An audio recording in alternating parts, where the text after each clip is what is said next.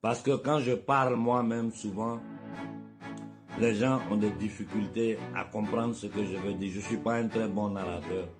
Mais écoutez ce vocal-là et faites-le écouter à toute l'Afrique. Parce que c'est une question de survie pour notre peuple. Ce serait une castration chirurgicale. Les autres, il faudrait les stériliser sans qu'ils le sachent. Pour atteindre les objectifs qu'il faut atteindre, c'est ça qu'il faudrait. Il faudrait une immunostérilisation de masse qui soit présentée comme autre chose.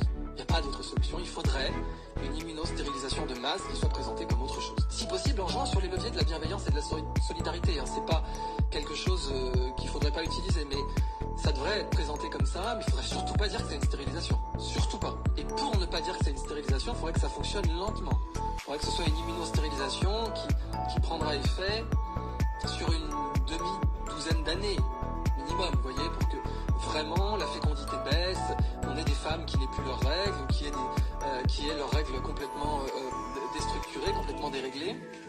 Et puis des hommes, pareil, qui soient de plus en plus stériles, avec leurs testicules qui produisent de moins en moins de spermatozoïdes. Mais pour pouvoir le dénier, parce que vous avez compris que le déni plausible est essentiel si vous voulez vraiment tuer 7 milliards de personnes, ou en tout cas faire en sorte que à l'horizon 2100, il n'y ait que 1,5 milliard de personnes sur Terre, il va falloir un déni plausible. Donc, si vous pratiquez l'immunostérilisation, l'immunovaccination, dont j'insiste, dont elle existe depuis longtemps et fonctionne très bien, il va falloir la cacher sous autre chose. Il va falloir avoir une excuse pour la pratiquer à si grande échelle et pour injecter des milliards de personnes, parce qu'il va falloir injecter, si vous voulez immunostériliser des milliards de personnes, il faut injecter tout le monde. Après, il y a plein de façons de faire ça en passant. Il y a des méthodes marketing, il y a des méthodes politiques, et puis il y aurait des méthodes technologiques qui seraient d'utiliser une immunostérilisation qui passerait par les muqueuses, qui serait inhalée ou qui passerait par des moustiques.